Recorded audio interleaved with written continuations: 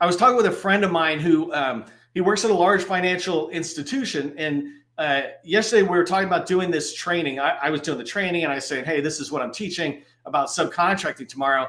He says, "You know what? I got a customer who's doing $100 million a year just in subcontracting. They don't want to even prime contract ever. They've made a commitment to subcontracting." And I thought that was very coincidental to today's training, is that when I'm teaching you about subcontracting, it's not just about this little stuff, and it's just not for a little while. A company like this, is their whole business model is on subcontracting. If I started another company, I would absolutely just be doing subcontracting because I love it, right? I'm not saying you have to do it. What I am saying is it's a very legitimate piece of the business. Large multi-billion-dollar firms do hundreds of millions of dollars every year subcontracting. All you have to do is go to USA Spending, pull up any large prime, and go to the tab where you can look at the money that they were awarded as a prime contractor, and hit this little tab to go to subcontractor, and you can see how much money they're making as a subcontractor. Now, you can even see which contracts they're on, and you see that larges work with each other. And so go check out USA Spending if you really want to get an understanding. But larges and large smalls and regular smalls, we all subcontract. It's a normal part of business. It's a normal part of government contracting. We call it competimates, right? Sometimes we're competing, sometimes we're teammates. There are three ways you can make money in the federal market. You can subcontract under a small business, like especially that's where you start in government contracting. And then you can get prime contracts with federal agencies, and then you can subcontract under large businesses. It's much harder to get a subcontract under a large, usually, than it is to get an agency prime contract, a small one getting started. And so each of those three stages, though, generate revenue. And I want to talk about 2/3 of them, subbing under small and subbing under large. That's the direction we're going to go. I'm going to tell you the 15 things you need to have in place in order to make $25 million in subcontracting, and how you can do that, right? And the thing I want you to keep in mind is that I'm not sharing secrets. I'm not trying to get fancy and say, here's some backdoor way. I'm just telling you process. This is stuff that has been going on for decades and decades and decades in government contracting. I just want you to understand how you can put that as part of the plan for your business.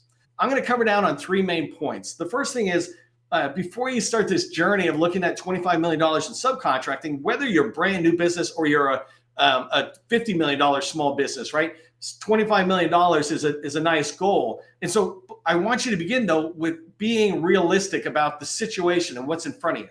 The second thing is, I want you to be ready. If you're going to sit there and put in place a plan to really go after subcontracting dollars, then you need to be ready. And I'll give you some tips on what you can do to be ready to increase the chances of success. And then the third thing I'll end with is this idea. So be realistic, be ready, begin with the end in mind. I want to talk about the how. So when we get to the third step in today's training, I'm going to talk about how do you begin this journey of getting $25 million as a subcontractor in government contracting's space. If you don't know who I am, my name is Neil McDonald. I'm the president of the GovCon Chamber of Commerce, and I want to welcome you to my federal sales training, where I provide tips for success in the federal market. I spent 20 years in the federal market as a small business owner after I came out of the Army, and since 2018, I've been teaching people like you that government contracting is not a secret. It's just a process. A process goes from A to Z, and when you follow a process, it's repeatable, predictable results that you're going to see. And that's what I want for you. I want to teach you kind of a part of the process today on subcontracting, so you can have repeatable, predictable results related to subcontracting dollars, subcontracting revenue for your company. If you haven't done so already, make sure you subscribe to our newsletter. It's Government Contracting Success Newsletter. It's the largest one on LinkedIn. We put a lot of great content out there. It's where I let you know about the trainings. Like, we had training all this week, and we've done like 400 in the past 2 years. And in the past 2 years, we've done over 400 trainings. You see those listed. I'm doing training next week. You'll see them listed in the newsletter. That's how we put the word out. So make sure you subscribe to the newsletter. And the last thing is, I just want to say thank you to those who registered for today's training. We had over 150 people register for training. We have 300 plus people here in the live training. We're here, we're networking. And so you've got this network environment. All right, so let's begin with just being realistic. I got 22 minutes to drive through a point on how to make 25 million in subcontracting dollars. And it begins with being realistic. And I put here, be realistic. It's not pessimistic, right? It's optimistic, but realism. You're looking at the reality. So the first thing I wanted to say, and maybe I should have said this earlier in the training, is that if you're a get rich quicker, if you think you're just coming in to get rich quick, this ain't for you, right? I'm a business owner. I've been a business owner multiple times. I want to help people build businesses that they can hand to their family, or they can sell off if they want to, that they can grow to a larger state. I'm here to help you build a business. I'm here to give you plans and strategies and the how of growing that business. I'm not here to help you get rich quick, right? So it just requires work here. It's the other thing I want you to understand about realism is that it's not a $1 trillion market. And for most of us, we don't need to hear this, but there's people out there who talk about government market like it's the biggest market out there, and they use trillions. I don't know why, because billions is pretty darn big too. But the $1 trillion number, just so we quickly say it, is what the entire government spends. And they spend a lot of money on Social Security. That comes from the trillions. They spend a lot of money on the several million employees that the government has, right? That is a lot of money. They spend a lot of money on interest for the debt we have as a country. All normal expenditures. What you really want to get your head around is that the government contract dollars, what we are talking about, is about $700 billion, right? Last year, 23, I think it was $745 billion. And the small business spend was about $150 billion. That part doesn't really matter, but I really want you to shrink it down and go, it's not a $1 trillion market, it's a $1 billion market. But boy, that's still pretty good. I'd be okay if it was a $100 million market. I could still succeed, right? So keep that in mind. This course or this session today is for people willing to put the work in and to build a $100 million firm. The reason I'm saying 25 million is because I see that as a necessary path to building a $100 million firm. Of course, you could subcontract completely, but when you build subcontracting, you're going to build all this past performance that will enable you to go after prime contracts that are bigger and bigger and build a $100 million firm and really go into graduating small to large prepared. Again, I'm not here to teach you magic. I'm not trying to give you a silver bullet on anything. It's just good old-fashioned work. I'm trying to sit there and demystify government contracting. It is not a secret. It's not overly hard. It is just a process that takes time to learn and then do. And I get everything is a little harder in the beginning than it will be. But if you do things over and over again, you'll start getting traction. All right, the last thing I want to tell you about being realistic is know your starting point. If you're a $100 million company, then you should be able to grow $25 million in subcontracting revenue in the next 12 months. I literally could do that for you. You give me $1 million, I will grow you 25 million if you're a $100 million company, right? But if you're smaller, let's say you're a $5 million company, you're not going to go from 5 to 30 million in 12 months. And so just understand your starting point. That's not a big deal. We all go from like crawling to walking to running, that kind of thing, right? And so here it's the same thing. When you know your starting point, you begin to set a realistic expectation of how fast can I expect to get that $25 million in subcontracting. I didn't say 25 million in a month or a year. It might take some of you 2, 3, 4 years because you're just getting started. Some of you are a little farther along. And so you want to track on that.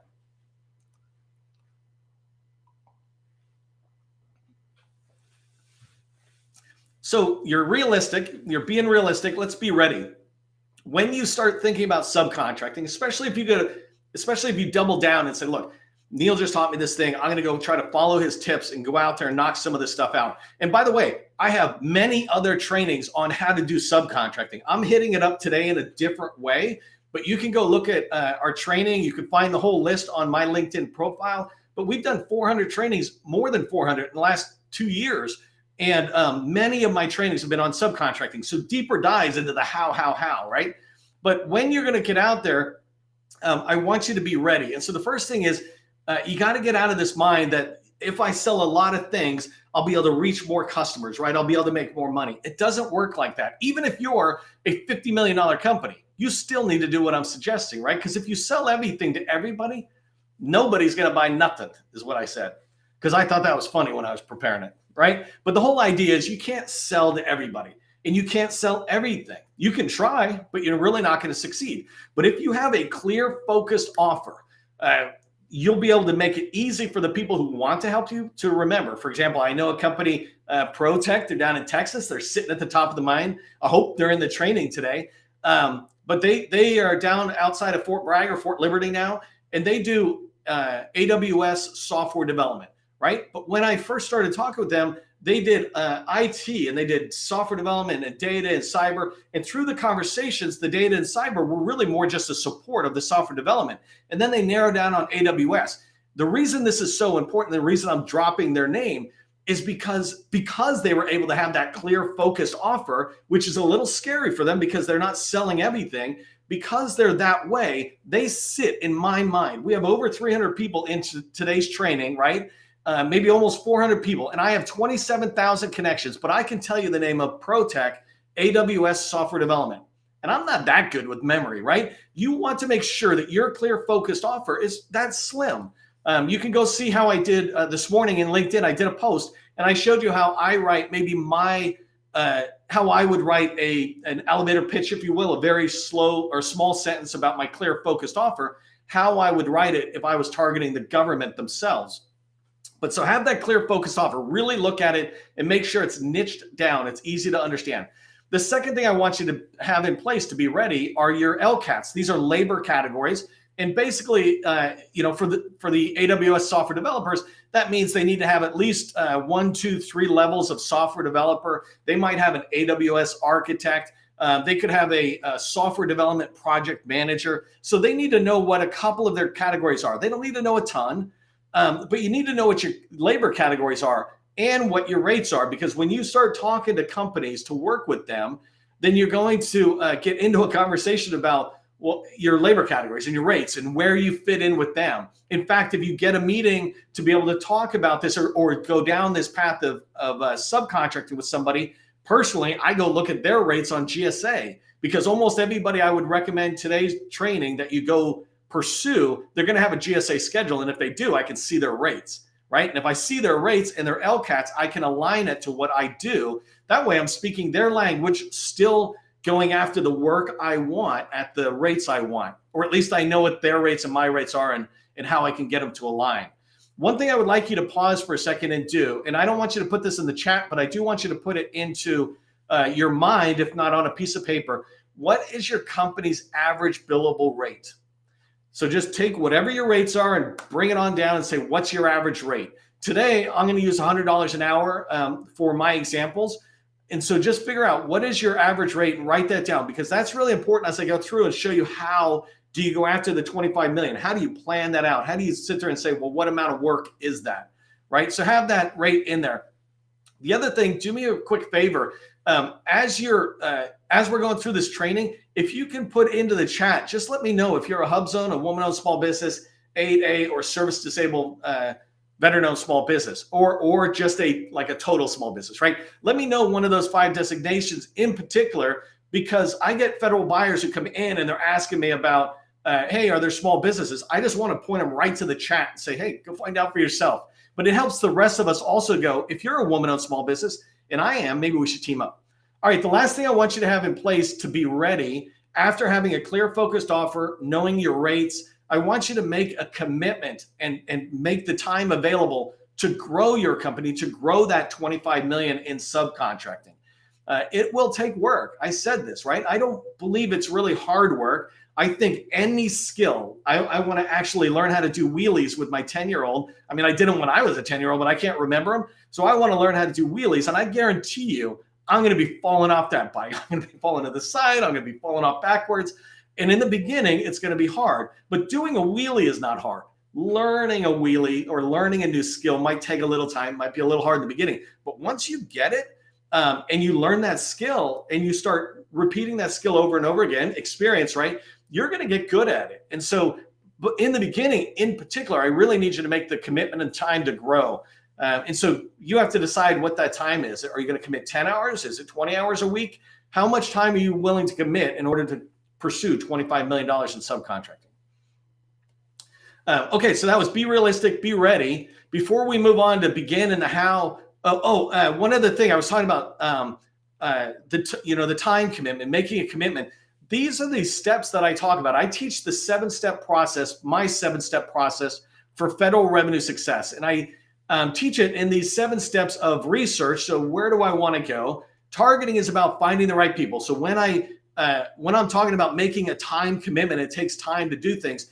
building a list of 100 or 200 small businesses, large businesses that you can subcontract under, it takes time, right? So you want to be able to take the time to build that. And then you got to do outreach. That means picking up the phone, sending an email, trying to get traction. We've got customers right now who they've really worked with us. And by the way, you don't have to work with me. I put all the training out. I've got 400 trainings, so you can do this on your own. And I teach you what we do with our customers. So don't worry about working with me. But with our customers, she's doing outreach. And literally 2 times a day now, we're getting her forwarding us an email. Got another meeting, or got another customer responding back saying, let's have a meeting. Well, that's what I'm going to want you to be doing when you're trying to grow your subcontracting business. You're just not going after federal buyers. In this case, you're going after teammates, right? And so that's outreach. From that outreach, you're going to land on relationships.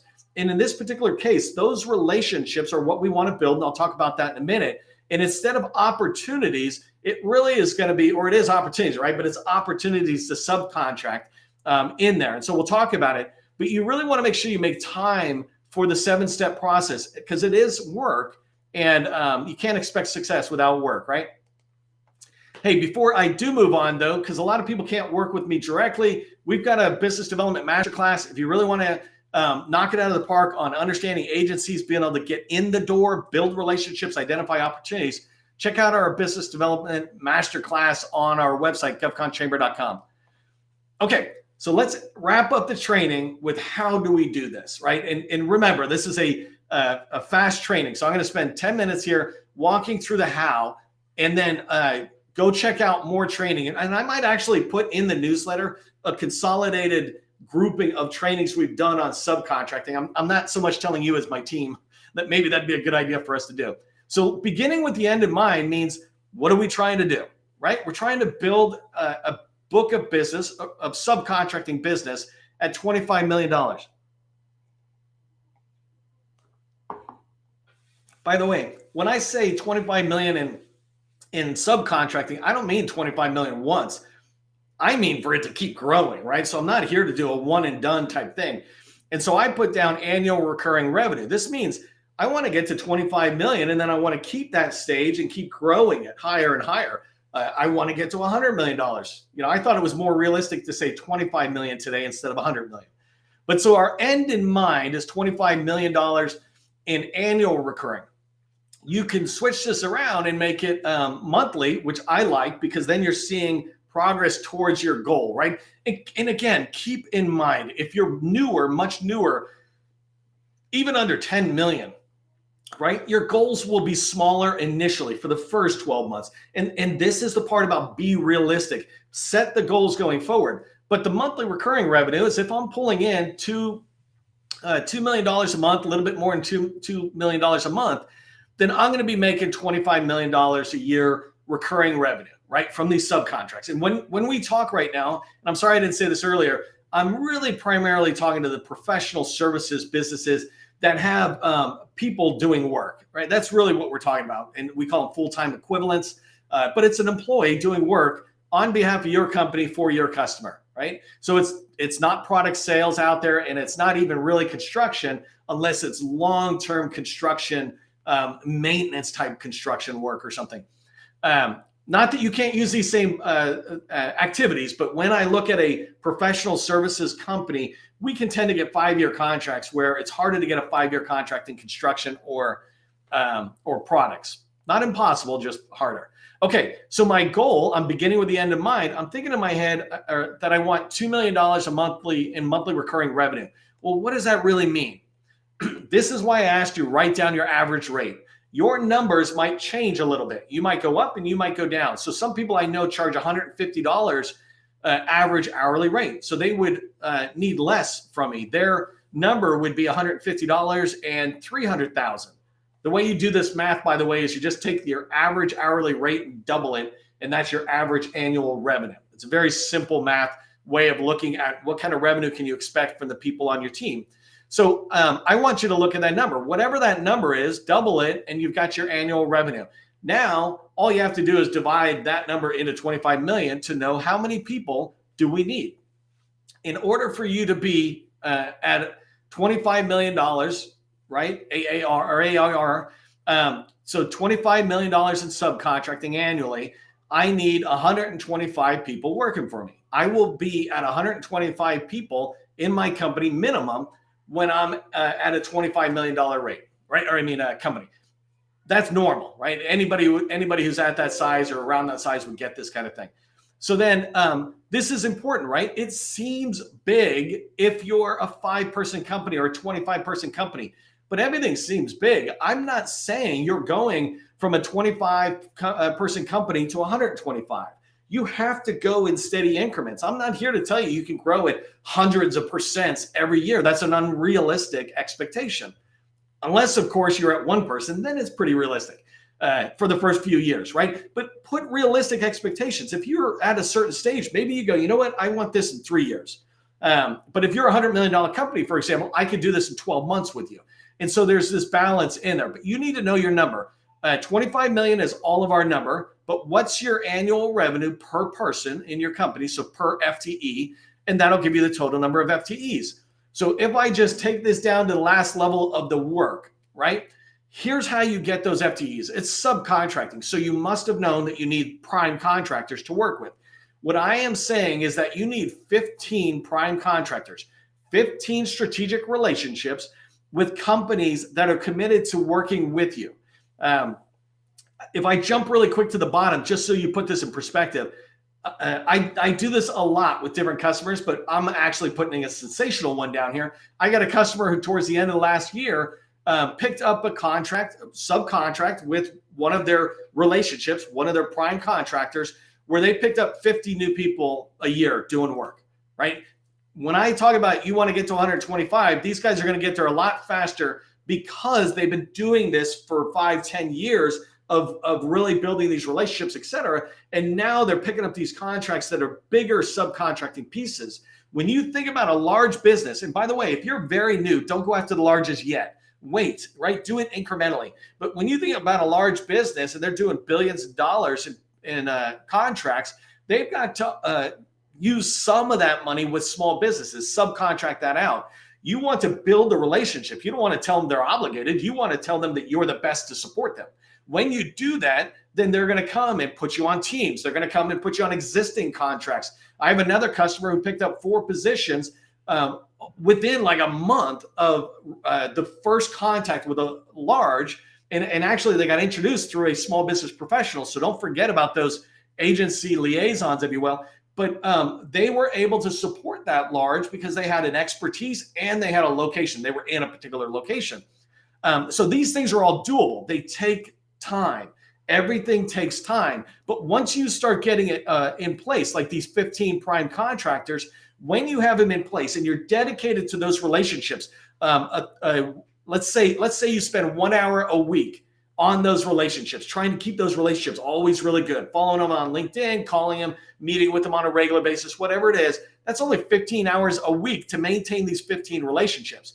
And any of the relationships you get, my minimum criteria for a good relationship is they have to be able to give me 4 FTEs per year, right? If they are not big enough and there's not enough room for me to fit in, then it's just not a good relationship. They're a great company. I'm a great company. It's not a good relationship, right? I didn't marry everybody I saw, and everybody I saw didn't marry me, right? There was one person that fit, right? And it's here, you can have 15 marriages, right? And so you want to sit there and find companies that hold to your criteria. They've got to be willing to pull you in. And so for the company ProTech I mentioned with AWS, we're going to help them get to the companies that need their services and as fast as possible get away from the companies that don't. But it's not going to take that long for them to begin to build up this business themselves, right? To do it without us. And I want you to do that same thing. If you have 15 prime contractors that you have built relationships, and I would recommend these contractors are somewhere between 20 million and up. I mean, you can go to larges if you're already doing, let's say 10 plus million. But if you're doing less than that, do 20 to 200 million. That's sweet spot, what we call a valley of death for larges sometimes, or large smalls. They still need your services and they're still open to remembering what it's like to really depend on subcontracts. And so you can get out there and build these relationships. But you can see if you do this on a repeating basis, 4 FTEs a year equals 60 FTEs. Inside of 2 years, you can be at 120, a little bit more in 2 years. If you follow this process, stay focused, go after these right primes, you're going to get traction. It's been done by many people before you. It can happen. You just have to make a commitment that you want to grow your company's revenue by $25 million in subcontracting, and you will be able to pursue it. Again, I have a lot of other training that really dives into how, breaks the numbers down more. But here's what I want you to just remember from today's training. Be realistic about your expectations. If you're realistic about it, optimistic, but realistic, you're going to hit success. Be ready before you start doing this new heavy outreach around subcontracting. So make sure you're ready with those few things I said, and then begin and never stop, right? Just keep pushing forward. There's tens and tens of thousands of businesses out there that you could possibly sub under.